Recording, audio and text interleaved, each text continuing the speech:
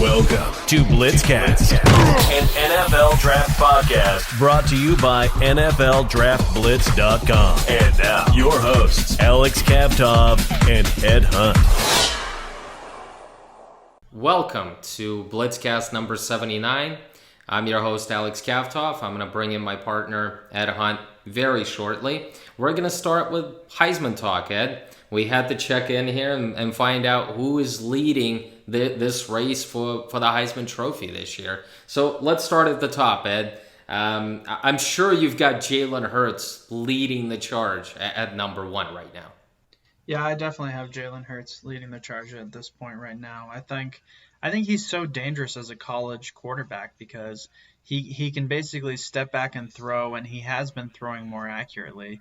And then he can turn forward and run, and he can pick up 10 yards, 12 yards. I mean, it's not just like he's taking what the defense gives him. He's making the defense pay for not spying on him, for not leaving a couple linebackers spying on him. So he's almost, the Oklahoma offense is almost impossible to defend at this point. No, it really is. It really is. I think it's impossible to defend. It doesn't matter who you have a quarterback out there. It seems like Lincoln Riley should get all the credit there, but the quarterbacks are making it work. We decided to do a top five. So you have Jalen Hurts at number one. Who are the top contenders who are chasing Jalen Hurts right now? Well, I think you have to have Joe Burrow in the conversation from LSU. I think he's really stepped up. Went from being a late round pick to a first round quarterback. He's definitely a accurate passer. He's a little different than a lot of Heisman Trophy quarterbacks. He's a little different than, Baker Mayfield and Jalen Hurts. And I guess I'm already the cart before the hearse calling Jalen Hurts, but he's different than Kyler Murray. So, I'm gonna say Joe Burrow. Another one I'd go with is Justin Fields from Ohio State. Ohio State has had a great year. They haven't really been tested, but I think he's had a great year. There's Jonathan Taylor from Wisconsin, who's there, and he's the best running back. And unfortunately, this is a hard award to win if you're not a quarterback or a running back. It's even harder it's also hard if you're a running back. So I mean, it's been a quarterback's award, and so but Jonathan Taylor has been great.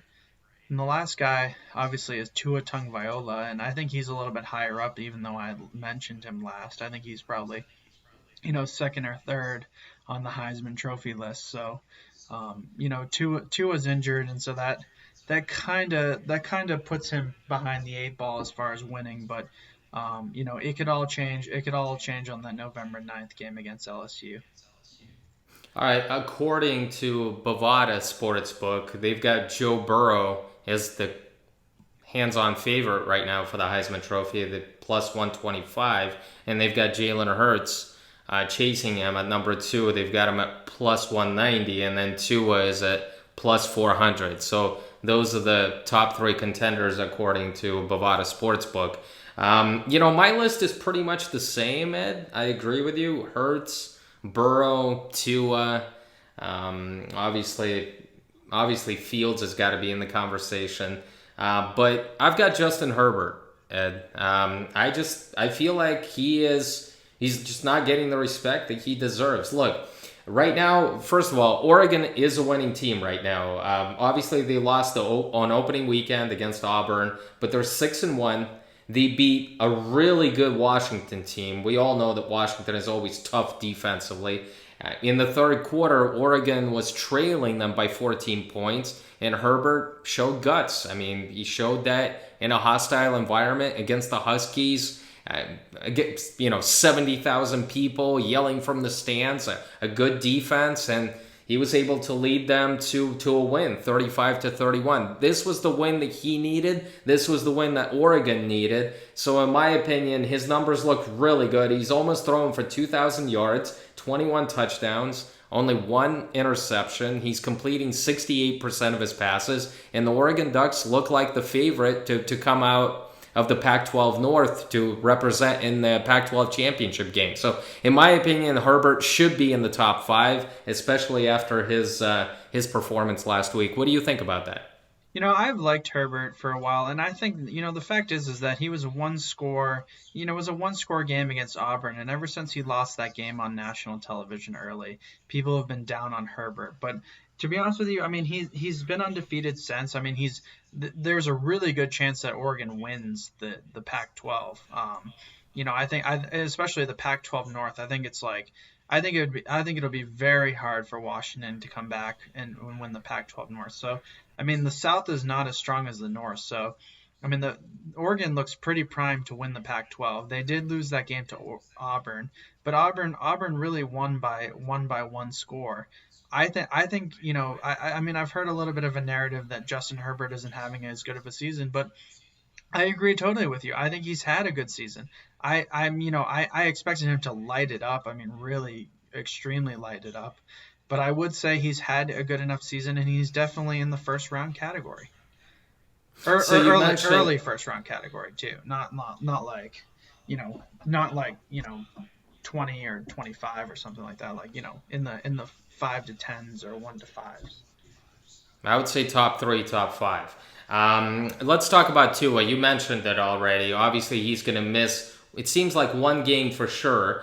He had a surgical procedure to repair his injured ankle, and he had the same thing last year. It was just, basically he had the same injury, it's just on the opposite angle, and he was injured last season. So it seems like he's going to miss this week's game against Arkansas. But Alabama, everything that they're saying, they expect them to make a speedy recovery. They've got Arkansas this week. They've got a bye week, and it seems like everything that I've read from the coaching staff, from the training staff, everything coming out of Alabama, it seems like they expect Tua back against LSU in a few weeks. So if Tua comes back and he's not even 100%, he has a huge game against LSU, that's going to put him again in the top 3 category for the Heisman. I'm sure he's going to be the favorite going forward after that. Yeah, I think a lot of the Heisman race is going to be dependent on this LSU Alabama game, and I think it's almost like the play-in game for the college football playoff. Sure, both teams could get in, but I mean this really decides. I think the winner of this LSU Alabama game, I think that pretty much cements you in the college football playoff. Well, before we jump ahead, LSU has got a big game this weekend. They're playing against Auburn, and Bovada has LSU as -11 in this game. They're the favorites against Auburn. Could LSU be looking ahead and have a hiccup here against a talented Auburn team? Is that possible, Ed? I've really liked what I've seen from LSU, and I don't think they've looked ahead on anybody. And Auburn's not the type of team you look ahead on. I do think that LSU is favored by 11 points, and that's a little bit. I mean, if I'm a betting man, I'm probably gonna take the under and go with the underdog in there, and I'm gonna go with Auburn because I don't think LSU is gonna cover, because I think it's gonna be a good game. But I think they're both very good teams. But I like what I've seen from LSU. I think they've had some gritty wins in situational football, and so there's no reason for me to believe that LSU won't win this game. Obviously, Jonathan Taylor, you mentioned, is the only non-quarterback in the Heisman Trophy race. He's not going to win it. Obviously, he's still putting up huge numbers, but a huge hiccup for Wisconsin was losing to Illinois. I mean, that was huge. We were all thinking that Wisconsin was going to be rolling, playing against Ohio State, but it seemed like they've got a huge game, obviously, this week against the Buckeyes. But it seemed like they were looking ahead because, I mean, the Badgers lost to Illinois. Yeah, that is a bad loss, and it really was like a last second field goal. I mean, so I'm not gonna say that the Badgers are done, but I don't know if I just don't see the path for them to win the Big Ten. They have to play Ohio State this week, and Ohio State has been rolling, and so I mean. To see them win is, I think they could lose this game, but then if they win the Big Ten title game against Ohio State, then I think that would be their only shot at the college football playoff. But other than that, and they have to run the table after their Ohio State lost. So I mean, this game won't determine it, but it's it just doesn't look good because I don't like Wisconsin going up against Ohio State. I think Ohio State's a better team. I think Justin Fields is an elite quarterback, and I think Ohio State is just recruits better and is a better program. Well, Ohio State is a better program, but I'm going to make a huge statement. And Ohio State is, according to Bovada, the Buckeyes are the favorites in this game against Wisconsin, which is not a surprise, minus 14.5. But I think the Badgers win this week. I think the Buckeyes have not faced a team like Wisconsin. Wisconsin can run the ball down their throat. They've always done this, and they can do it this year as well. And they're going to do it this week with their offensive line, with Jonathan Taylor. They're going to rely on it. It's not going to surprise a lot of people. This is what the Badgers want to do. They want to control the clock.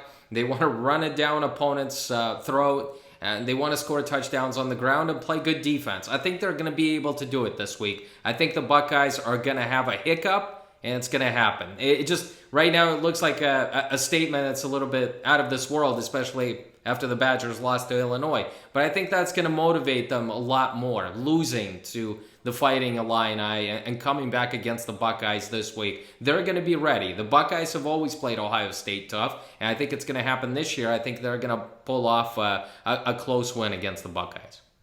That's an interesting take. I definitely think that Ohio State's going to win this game. I think Ohio State's looked great this year.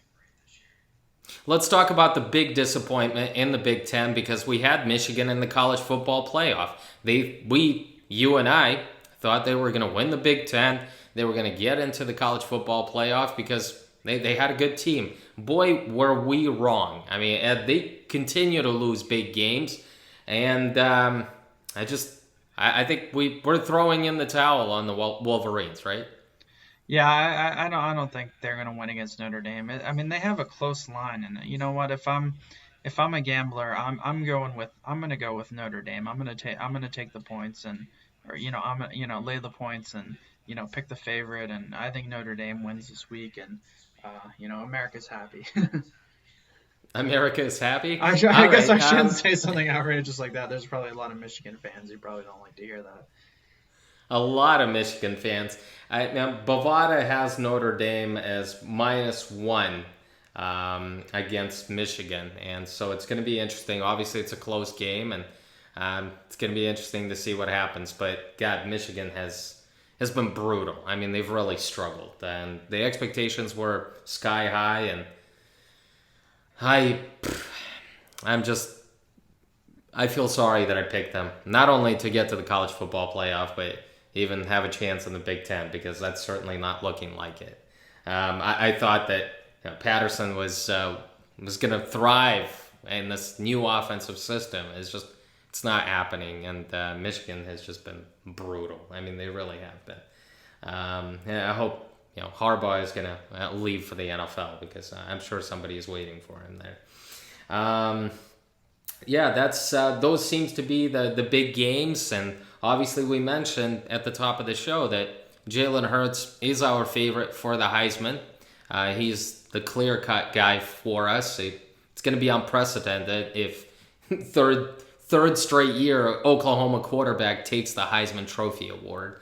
Obviously, he still has a long way to go, but we decided to put him under the scouting microscope. Jalen Hurts has been receiving a lot of attention ever since transferring from Alabama. Obviously, he's got 1 year at Oklahoma. He's having the year of his life, and he has become a better passer, and there's been a lot of talk that Jalen Hurts could sneak into the first round, especially with the success that some running quarterbacks are having lately. So let's do it, Ed. We dissected him. We looked at a few games, and I want to find out from you. I mean, let's talk about his strengths. What does Jalen Hurts do really well out there? Well, I think he's he's a great running quarterback. I mean, that's really what he does well. I mean, he's a prolific runner. I think his accuracy has improved. It's probably not at the level that I want it to be, but I think it's improved. I think he has the decent arm strength. I think he has a decent ball. He has a decent deep ball. Let me go into the weaknesses because I do have some worries about. Geez, let's go with the strengths. I mean, is that it? The strengths end there basically with him being a good running quarterback and he has improved his accuracy and his ball placement. Is that it?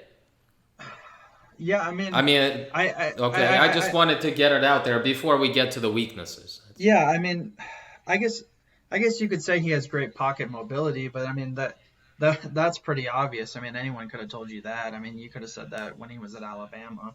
That's the other pretty much strength that I'm seeing in him. So I guess. So let's talk about let's talk about a couple of really obvious strengths. I mean, almost like cliches, right? Jalen Hurts is a winner. He's been a winner in college. I mean, nobody is everywhere where he's been, whether it's at Alabama as a starting quarterback or as a backup quarterback. He's won. He's won a couple of championships.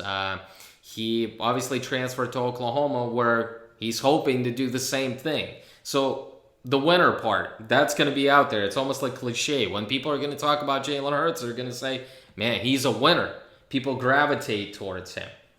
Obviously, another thing is he started a lot of games. He started 14 games as a true freshman at Alabama. He started 14 games as a sophomore. Obviously, he got pulled in the national championship game, and Tua was able to win that game. But he started those games. So it's 28 games, and this year he will start 14 or 15 games as well. So that's going to be 40-plus starts. That's going to be huge for him. So the experience that he's had in the big games, in the SEC, and in the Big 12. So those are a couple of cliches that I want to throw out there before we trash Jalen Hurts, or I don't know what's going to happen. Obviously, he's a dual-threat quarterback. He's a very good runner, but he is not at the same level as Lamar Jackson. He's not even at the same level as Kyler Murray because Kyler Murray was able to stop and go. He's almost like a running back. He was able to get to top speed quickly. Jalen Hurts is not like that. So it's unfair to compare Jalen Hurts to those two running quarterbacks because those guys were just faster. And Hurts is a good running quarterback, but he's not amazing in that regard. So I just wanted to pump up Jalen Hurts a little bit before we start talking about the weaknesses, Ed. And let's start with that. I want to argue with you on one point. I mean, the point that you said about Lamar Jackson being a better prospect than Jalen Hurts. I mean, that a better running quarterback. I said that Kyler Murray and Lamar Jackson were and are better running quarterbacks than Jalen Hurts right now coming out of college. I just feel. Lamar Jackson is much faster, much more dangerous, kind of like Michael Vick was when he was coming out of Virginia Tech. And Kyler Murray, just his ability to accelerate so quickly and turn the corner. Jalen Hurts doesn't do that. He's got a good slashing style. He's a slashing runner. He can make people miss in the open field.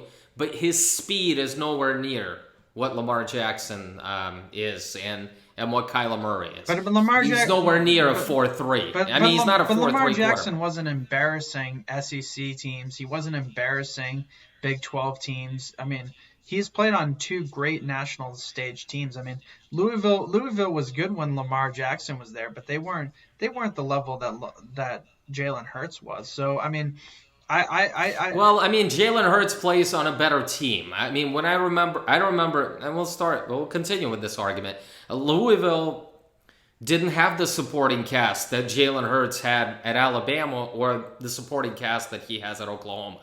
Lamar Jackson was a one-man show on offense, and he had to play great every game at Louisville. He rose that program. But you could say the same. You could say the same thing about Jalen Hurts. I mean, the fact is that if you're a quarterback in the Big 12, you have to win games. No defense is going to win games for you in the Big 12.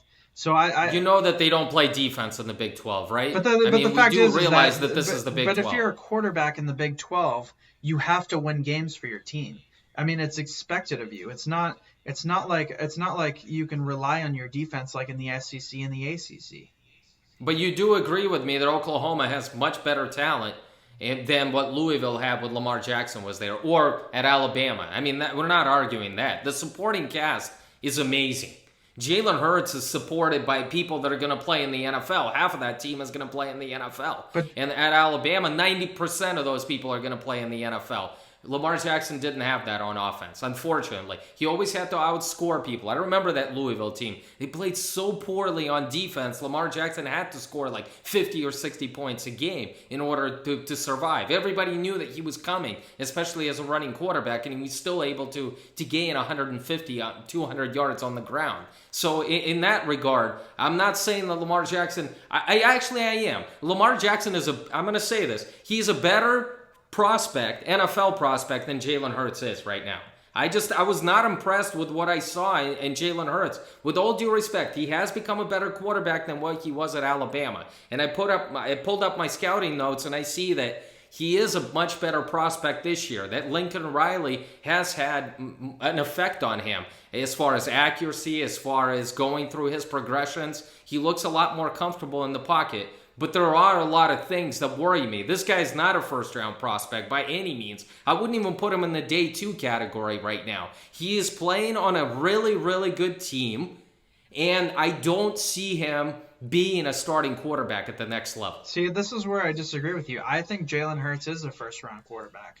Because the fact of the matter is that we'll go back to Lamar Jackson. I mean, I think Jalen Hurts is a better prospect than Lamar Jackson. And the fact is that if in the 2017 draft, with all the quarterbacks that came out in 2017, who would you have taken at this point? I probably, looking back on it, the Ravens won that draft. We'll see. Again, it's Lamar Jackson is having a great year this year. It's a start to a great year. No question about it. But I want to see this over the long haul. I don't want to say like Baker Mayfield is in the Hall of Fame after his rookie season. I'm more of a guy, let's wait and see 3 or 4 years before we start making these judgments, about these guys being great. One day you're great, and then Baker all of a sudden is a bust in his second year. There's some middle ground there. So Lamar Jackson had his high and lows as a rookie. He's having a great first half of the season in the NFL. Let's see what he does in the second half of the season before I start, putting all my praise out there. I'm a wait and see guy. Give me a year, give me 2, and actually give me 3 or 4 years right now before I make a judgment on who is a bust. If we're to listen to all these talking heads out there and all these analysts, Jared Goff is a bust. Baker Mayfield is in the Hall of Fame. Sam Darnold is trash. Let's wait and see. So before I make that type of judgment, Lamar Jackson is having a great year right now, this year. He led them to the playoffs last year as a rookie quarterback. That's great. That's great, Ed. He had a really, really good game running the football against the Seahawks. As far as throwing, I would argue with you. But again, Lamar Jackson still, with all due respect, was a better prospect coming out than Jalen Hurts is. Because Hurts still struggles working through those progressions. He's not accurate in the red zone. He makes too many throws off his back foot where he's fading away and his arm strength isn't that great. He makes mistakes and bad throws. I want to go back to the Texas game because, again, I'm going to offend a lot of people, but I'm going to say this. In the Big 12, they don't play defense. So I'm going to take them against a team that has a good defense, and that's Texas this year. Texas against Oklahoma. Oklahoma won that game. But there are a lot of poor throws that Jalen Hurts made, especially in the red zone when those windows get tighter. Because Lincoln Riley's offense, it's pretty simple. He has guys running free. I mean, if you can't hit those guys, then I don't think you have any business playing college quarterback on this level. So a lot of open targets. But when in the red zone, when those windows get tighter, Jalen Hurts struggled against Texas. Threw a bad interception in the red zone on the run where he was fading away off his back foot. There were a couple of other instances that he should have thrown a pick, and Texas dropped it. And bad decisions in the red zone, they're magnified. He's got to take care of the ball. He is making some bad decisions there. I don't care what he's doing against Texas Tech. I don't care what he's doing against UCLA. Those teams aren't good defensive teams. So I want to see him against a good defensive team like Texas. There are a lot of things that worry me. His mechanics are still inconsistent, and his field vision, when he has to work past that first primary receiver, it's still a struggle for him. So to me, that's not a first-round prospect. And to be honest with you, I didn't see Lamar Jackson as a first-round quarterback as well, even though, like you said, he's certainly surpassing those expectations right now. And right now, we look like idiots. We were wrong. So maybe I'm wrong about Jalen Hurts, but Hurts is not a first-round quarterback right now when you look at the tape. Well, I am going to give you my concerns. I do think he's a first-round quarterback, but let me give you my concerns of why I want to put guys like Fromm and Burrow and Herbert and Tua ahead of him. So, I don't want to say it's all good. It's all good with Jalen Hurts because there are some concerns, and the main ones I want to bring up. I think he has trouble fitting passes into tight windows. This isn't a guy who is basically completing these tight passes that are really difficult. He has better accuracy, but it's not elite. It's not good enough to be an early first rounder. I don't think he reads through his progressions very well. I think he takes a look and runs. He's almost a little bit like a read option quarterback. That's what he is. If his first primary target is not there, he rolls out of the pocket, extends the play, and tries to look for that guy while he's extending the play. He's looking for that wide receiver to work back to him or get open downfield. That's not what an NFL quarterback does. That's not what he is. So he still looks to run or extend the play. He abandons that pocket once the primary target is not there. Basically, yours and my scouting report pretty much sound the same. Well, I will say that, just another thing that I wanted to go into about, one thing that I like about Lamar Jackson better than I like about Jalen Hurts is I think on the deep ball, I think that Lamar Jackson has better ball placement. I don't really like Jalen Hurts' ball placement on the deep ball. I think he needs to be more accurate on the deep ball, and I think that could be the cause could be arm strength. But I don't see. I think his biggest flaw is his accuracy. I mean that's really if you want to boil it down to one thing. But yeah, I would like to see better ball placement on the deep ball. Well, it's the same concern that Lamar Jackson had when he was coming out of college. People had concerns about his accuracy. And obviously, he's become a better passer.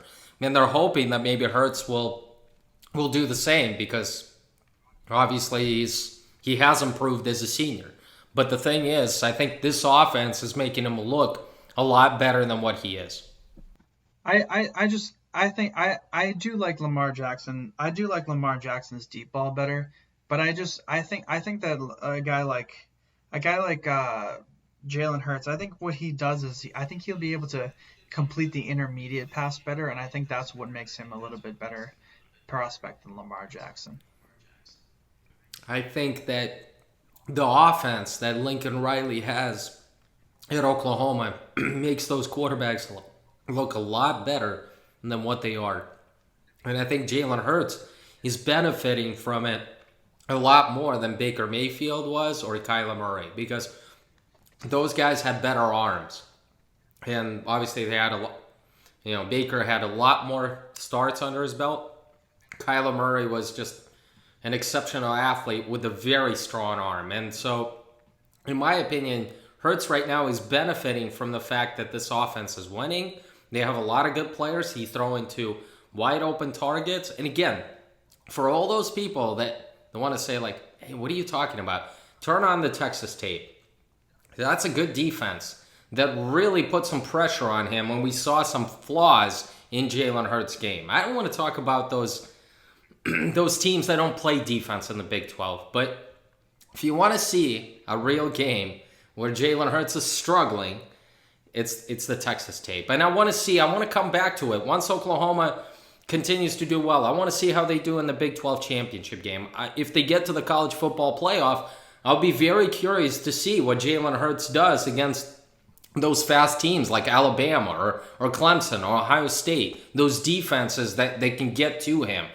Those defenses that can take away his primary read. So that's what I'm going to be looking at. Right now, to me, Jalen Hurts is not a first-round prospect. He's not even a day 2 pick, to be honest with you. And that's a controversial statement, but I don't see that. I see him as a 4th, 5th round prospect And that's what he is. Because coming into the year, he was a free agent. So it's actually quite a compliment. To me, he was a free agent, like an undrafted guy coming into the year. Right now, I see him as a day 3 prospect, an early day 3 prospect, 4th, 5th round. Controversial statement, say it or not, because there are a lot of sites out there that are putting him in the first round. I certainly don't see it. Well, I mean, I think it really, when you want to break this debate down, it's a question of whether a running quarterback can function in the NFL. I think that's really the debate we're having here. No, it's not that. It's a running quarterback has to be able to throw. Lamar Jackson has proven that he can throw the football. I have question marks about Jalen Hurts whether he can operate in a pro-style offense as a passer. I have no questions about him as a running quarterback, but put him at running back if he's a running quarterback. Can he function as a passer in a pro-style offense? My answer is no, even though he's taking some steps this year that some people believe that he's become a better passer. I do see it. I do see the improvements, but can he continue to get better? This is almost like a projection, Ed. Lamar Jackson has become better as a passer. Jalen Hurts showed signs that he can be a better passer during his senior year at Oklahoma. But can he continue to make those progressions and have that upside in the NFL? That's my question mark. I say his ceiling is what I'm seeing right now during senior year. Obviously, if people are projecting him as a first-round prospect like yourself, believe that with even more proper coaching in the NFL, that he can take his game even higher. I have my question marks about it. That's my concern as a passer, not whether he can be a good running quarterback in the NFL, because Lamar Jackson has proven that he's more than a runner. Let's move on to the defensive side. We're putting a Florida prospect under the microscope, a guy who's been injured this year quite a bit, but obviously he played against Miami to open up the season, and he played against LSU, but he's been injured in between. He missed a few games, and I was kind of bummed out about that. I was hoping to turn on and see a lot of him, but he's missed a few games. It's Jabari Zuniga, pass rusher from Florida. Last year, obviously, Polite got a lot of the hype throughout the season. But Zuniga was another guy that was making some waves last year, and some people believe that he was going to declare early. He decided to come back, and he's a senior this year, and hopefully he can stay healthy and put in some consistent performances out there. What do you like about his game, Ed? Well, I love him as a run defender. I think he's a great run defender. I also think he has a really nice bull rush. This is a guy who has good power. I really like how it says a lot about a guy when he lines up inside on running downs and then lines up on the outside on pass rushing downs. I mean, it shows that he's one of the elite defensive linemen on a really good Florida team. So that's something that impresses me. I think he gets off blocks well. I think he has good effort. I think he has a good first step. I think he can be in a 4-3 front. I think, if they want to take a defensive lineman off the field, I think he can be kind of one of the 3 that stay on the field. I think he can kind of move inside. I don't like him as much as a 3-4 kind of defensive end. I like him more in a 4-3 on the end and then maybe moving inside. If they want to take a defensive lineman off and put in a cornerback or something like that.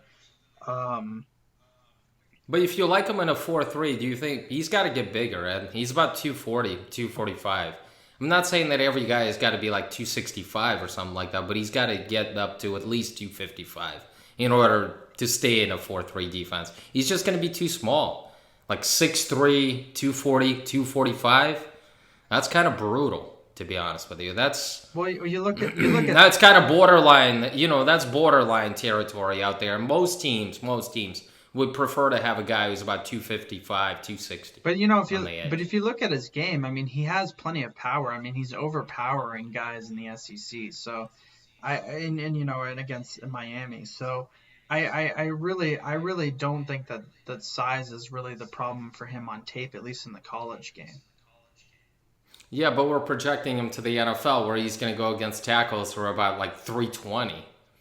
I mean, that's a little bit different. He's going to get blown off the ball. Look, in the SEC, they've got really talented bookends, and those tackles usually get to the NFL. But the thing is, I mean, the NFL is a different animal. And that's why I think his body says to me that he's going to be a 3-4 outside linebacker in the 3-4 scheme. It makes too much sense. I mean, he's got a quick first step off the snap. It's just a little bit inconsistent. I mean, there's some times that he's getting off the ball so quickly that a tackle can't get his hands on him. And there are other times that he's the last defensive end off the ball. So he's just inconsistent off the snap. But he's an active hand fighter. I wish, to be honest with you, he said he's a good run defender, but I wish he would disengage from the block a lot quicker than what he does. I mean, he fights the tackle, but it's not like he's getting off there. Usually he's like beating the guy off the edge with his quick first step. And that's what I saw. I saw a guy that struggled to disengage. So I see it differently. I saw a guy who was making plays in the run game. I actually like the way he gets off blocks. I think we're just seeing different things on tape.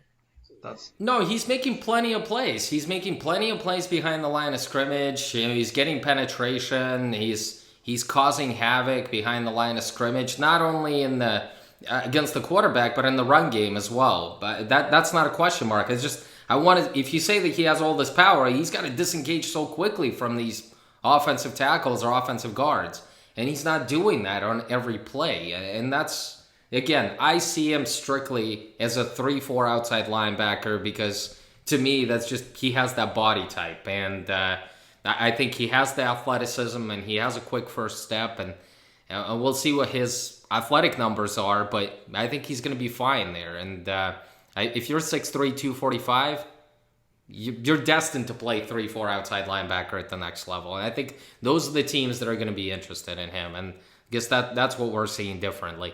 Let's move on to the NFL, Ed. Trades continue to happen at a rapid pace. Obviously, we've had a few trades here lately as well, and let's talk about what the Detroit Lions did. I'm kind of surprised by this, to be honest with you, but they made a surprising move. I don't know, maybe Quandre Diggs was in the doghouse with Matt Patricia. I mean, obviously, I saw that the Lions were struggling against the pass, against Kirk Cousins and the Vikings this past weekend. I saw that game, and they gave up a lot of points to Kirk Cousins, who was struggling, through the first 4 or 5 games of the season. Quandre Diggs was traded to Seattle. The Lions sent him in a 2021 7th-round draft pick to the Seahawks in exchange for a 5th-round pick in 2020.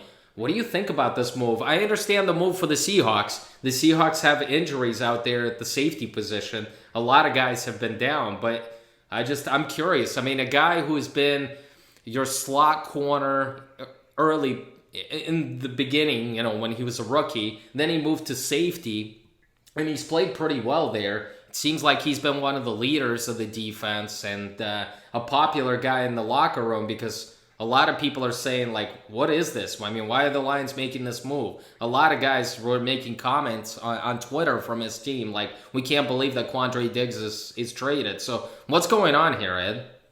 Well, I don't think Quandre Diggs is having a very good year, a very good 2019, and I think that's why he got moved. And you saw this, I see a lot of what the Lions are doing is a lot of, sort of what Bill Belichick would do is that, as soon as a player starts to decline, he's out.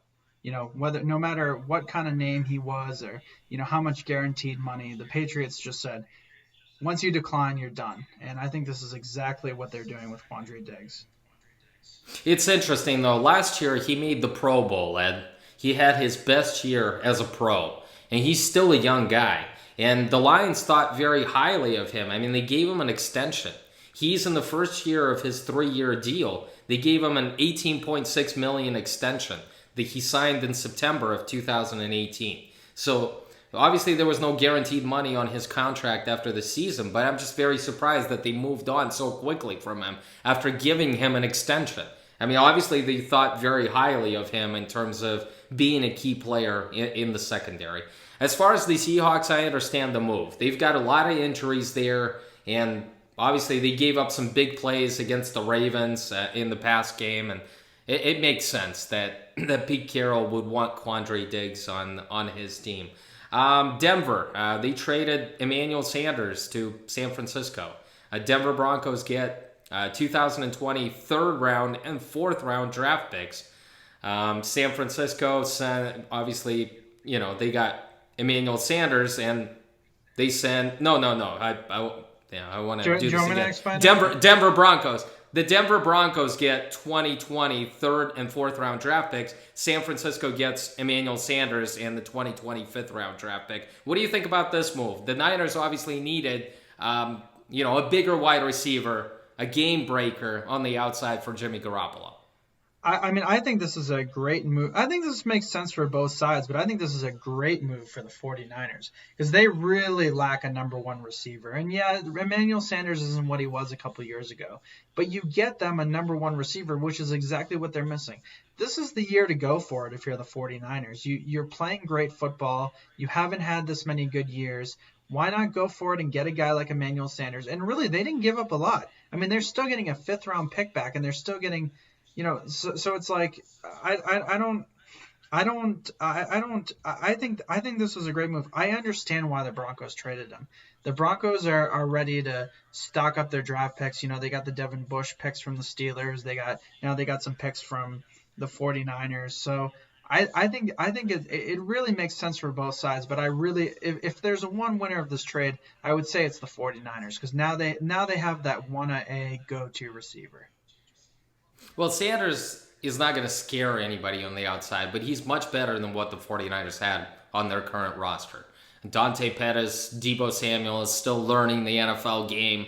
Obviously, they've got Marquise Goodwin as their number one wide receiver on the outside, but his numbers are just not that good. And all you got is George Kittle as a tight end. So you need somebody to threaten on the outside. Emmanuel Sanders can stretch the defense, and that's one thing that he's done. Obviously, the Denver Broncos are moving on because Cortland Sutton is coming on for them. And Emmanuel Sanders, they get a third and fourth round draft pick next year. So that's a pretty good move for both teams. And I'm glad that the Niners did this. I heard that they were looking for Mohamed Sanu, but that certainly didn't happen. He went to another team. We'll address it in a few seconds. And Bovada has the 49ers at -6 against the Panthers this weekend. The 49ers remain the only unbeaten team in the NFC. So let's talk about the only unbeaten team in the AFC, Ed. It's the New England Patriots. They made Sam Darnold look like a high school quarterback. That defense was great, getting after him and forcing him into those turnovers. And obviously the Patriots didn't stop there. They decided to trade. They were a little bit short in the wide receiver department. They've got injuries there. And the Atlanta Falcons get 2020 second round draft pick. And the New England Patriots get Mohamed Sanu from the Falcons. Well, I like this pick for the Patriots. I think this gives them a 1-2 punch at receiver. I think they wanted this in Antonio Brown. They didn't get it.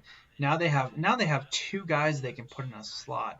Imagine just in a 4 receiver set. If you put on one side you have Edelman in the slot, and then on the other side in a 4 receiver set you have Mohamed Sanu.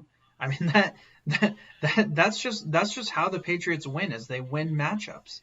And that's exactly how you win a matchup. So I like this pick for the Patriots. The Falcons, they're rebuilding for the future. If we're talking about stock up, stock down, the Falcons stock is falling right now. They aren't what they were a couple of years ago.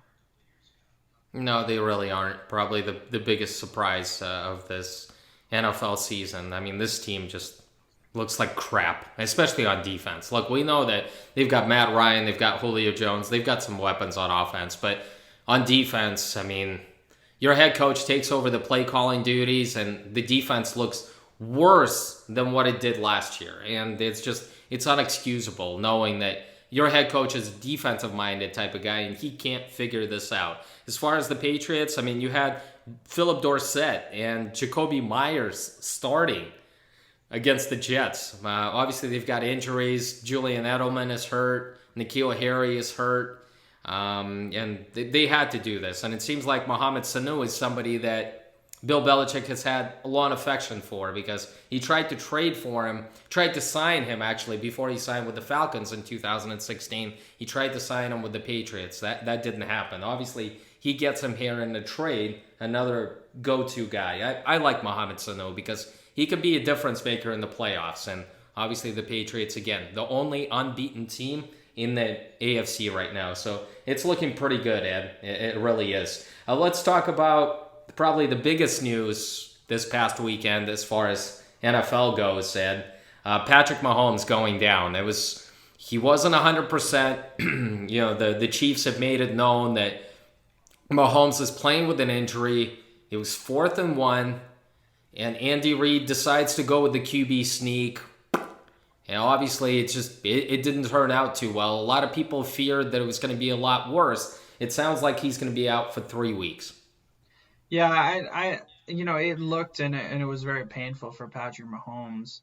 But I mean, it sounds like it's a dislocated kneecap. I mean, they have a fancier medical name for it, but I mean, he really dislocated his kneecap, which is extremely painful, and you have to feel bad for him. But I think he comes back in 3 or 4 weeks, and I'm not really too worried about the Chiefs. I really feel like they are the team of the AFC West, and so maybe they have a little bit of a slide the next couple of weeks, but I'm not worried about the Chiefs.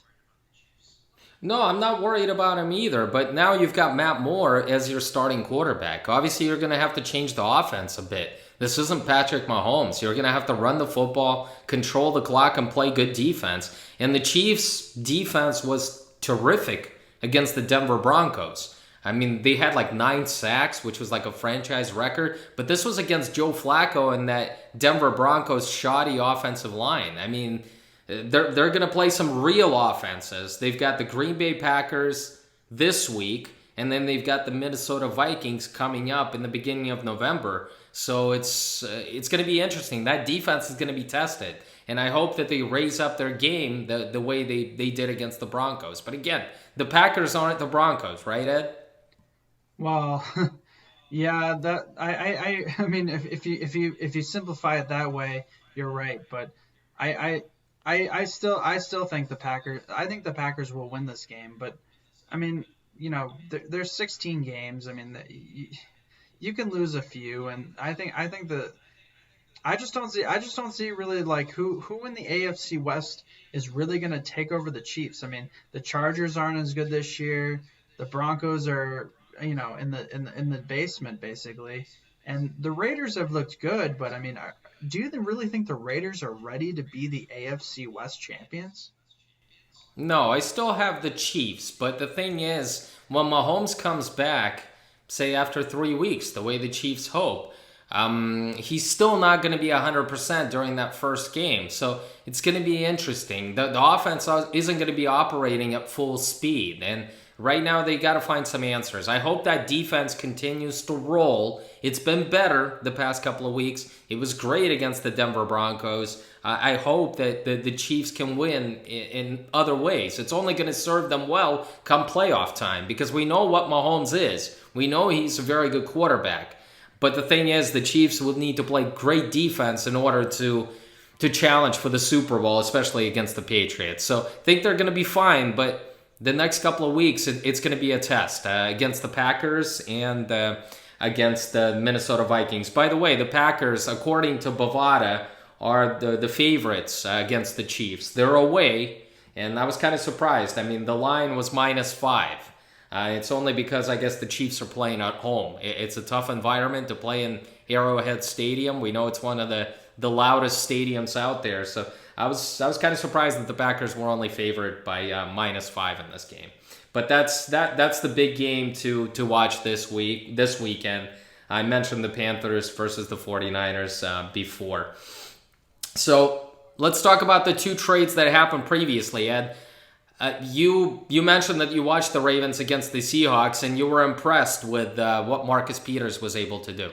Yeah, I thought Marcus Peters had a good game, and he had a big interception return. You know, I just really think it really comes down to mentality for Marcus Peters. It seems like, he gets a new start with these teams and he starts out real good, and then he just starts to fade out. And playing the cornerback position is so mentally tough. I mean, from the neck down, I mean, he's as talented as a corner as any. I mean, you'd agree with that. Yeah, absolutely. Absolutely. He's just got to keep his head in the game, and that's been the major question mark with him. I think the Chiefs found that out. They never questioned Marcus Peters on the field. Obviously, the Rams, the mental mistakes and him fighting receivers, you mentioned that before. Marcus Peters, hopefully, he'll stay clean and continue to play well for the Baltimore Ravens. I wanted to mention Jalen Ramsey. You and I talked about it last week, and it was uncertain whether he was going to play because of a back injury, and he only practiced like twice when he was with the Rams before Week 7 matchup. But Ramsey came off the bench on third down in the opening series and just maintained constant presence defending one of the best receivers in the game, and Julio Jones. And Julio Jones only finished with 6 catches and 93 yards. And a couple of those catches were in the fourth quarter when Ramsey was already resting with the rest of the starters on defense. So Ramsey finished with 4 tackles and a forced fumble in the debut. So I thought it was a great game for Jalen Ramsey, opening game with the Los Angeles Rams. And the Rams are a good team. I mean, they're kind of behind some good teams in the NFC West, but that's a very good division, and so I mean, I could even see both wild cards coming out of the NFC West.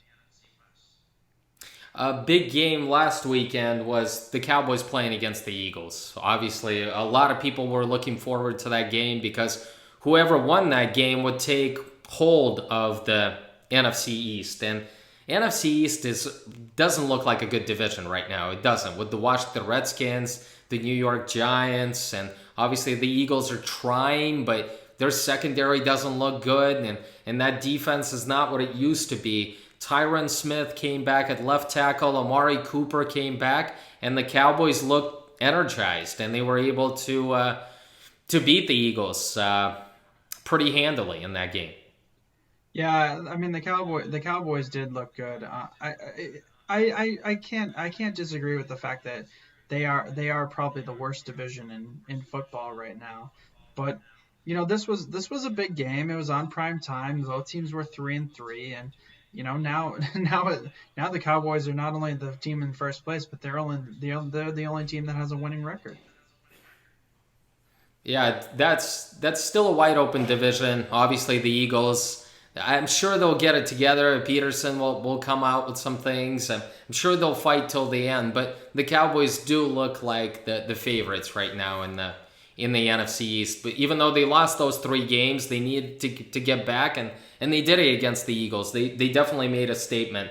Let's get to the closing statements, Ed. It's that part of the show where you and I come out with a few strong statements at the end of the show. So what's your closing statement? Well, I'm going to take a controversial opinion. I know a lot of football fans do not like that, how aggressively the league calls penalties on quarterbacks. But the fact of the matter is that these quarterbacks mean a lot to the league, mean a lot to the brand, and mean a lot to essentially, the competitiveness of the league. I mean, it's a quarterback league. And, Patrick Mahomes is just the latest example, using him in a QB sneak.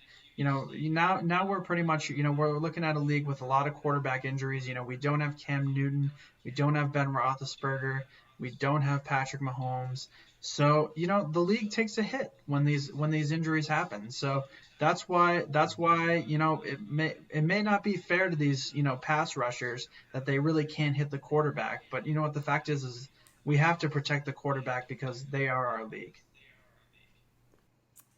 It's tough to watch an NFL game nowadays. I think we talked about it in previous shows. So many penalties, Ed. This isn't only about pass rushers not being able to hit the quarterback and those flags flying on the ground. It's just too many flags across the league. It's tough to be a defensive player. Obviously, it's all about the offense. It's all about the quarterback. but there are just way too many penalties in the NFL. And for me, a fan of 20, 30 years who's watched the NFL in the late 1980s, early 1990s, and nowadays, it really is tough to watch. And I'm sure I'm not the only one in this corner. And sometimes I turn off the TV because I see like 5 or 6 straight flags on consecutive plays. And a lot of them are questionable calls. Even if you call the game tighter, as some NFL referees do. Obviously they're different. But it's tough, Ed, for a football fan like myself. So many penalties. They're setting records the past couple of years. And it's tough. It really is tough. And I hope they do something to clean it up, because if it's going to be worse than what it is right now, I'm not going to watch the NFL on Sundays. And we won't do the NFL part on this show. Bold statement. No, it really is tough. Like I said, for a fan that has watched the game, college football, and the NFL for so long, it's brutal, Ed. It slows the game down, and it just doesn't allow him to play football. My definition of football. Maybe they should start playing flag football like I played in junior high, and when we couldn't tackle anybody and we just pull off the flag. I don't have a problem with that. Let's do that. No hitting, no sacks, pull off the flag, that's it. We started second down. I think, to me, the definition of the NFL right now is starting to look like flag football, like what I played in junior high, to be honest with you. My definition. My closing statement is about SMU. We talk about Power 5 conferences a lot on this show, and I wanted to mention a team that's not getting a lot of attention right now. It's the SMU Mustangs. They're coached by Sonny Dykes. They're 7-0 this year. They just beat a really good Temple team this past weekend, 45-21. They've improved to 7-0, and they're continuing to roll. They've got a big game against Houston this weekend, and then they play against Memphis the following weekend. So we'll see what happens there. But so far, SMU, they're pulling out all the stops. One of the best stories this year, in my opinion. Shane Buechel, who has transferred from Texas, he's having a good year. He was a Texas transfer, and Sonny Dykes is in his second season. Last year they were 5-7. This year they're 7-0. If Sonny Dykes' name sound familiar to an average football fan, he had some success with Louisiana Tech first 3 years. Then he moved on to Cal. He coached Jared Goff and never got off the ground. I think there was one winning season in 4 years for him. He got fired. He's moved on to SMU, and he's building something there. So who knows? Maybe he'll resurface again in a big power school. But Sonny Dykes should be a college football. He should be a head coach of the year right now. Not a candidate. He should be the front runner the way he's got SMU rolling. That was my closing statement. We'll end it on a good note. This was BlitzCast number 79. Thank you for listening. Take care.